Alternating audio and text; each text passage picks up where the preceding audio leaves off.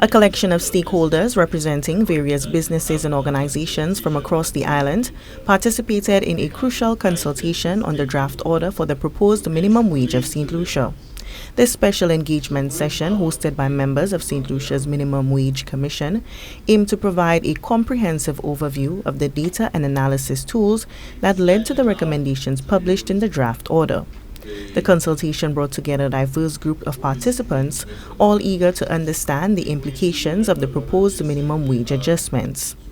The Minimum Wages Commission facilitated an in-depth discussion presenting detailed data on economic conditions, cost of living, and labor market trends that informed their recommendations. The whole idea behind making such a presentation is to inform the stakeholders as to the basis upon which we arrive at our recommendation and to allow them to make informed objections, if any, to the recommendation being made. The legislation makes provisions for a period of 21 days for objections.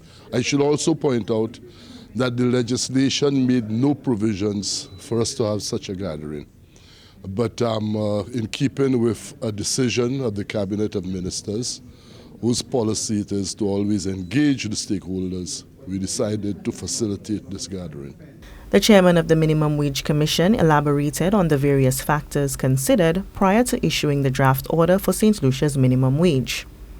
Before a recommendation is made to the minister, the Commission must consider the general level of wages in St. Lucia, the cost of living, NIS contributions and benefits, and other economic factors, including the requirements for economic development, levels of productivity, attaining and maintaining employment levels, and the desirability of attracting foreign investment and the protection of workers.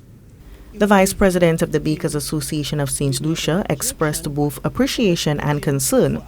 While acknowledging the session as thorough and informative, she raised significant concerns about the insufficient investigative material provided on the potential ripple effects that the implementation of a minimum wage could have on the local economy. In my estimation, there's nothing wrong in seeking a minimum or livable wage. But what I found very strange was that the Commission, in their deliberations, in setting a minimum wage or livable wage, has not investigated the people or the businesses that and how it will affect certain businesses, certain industries like the baking industry.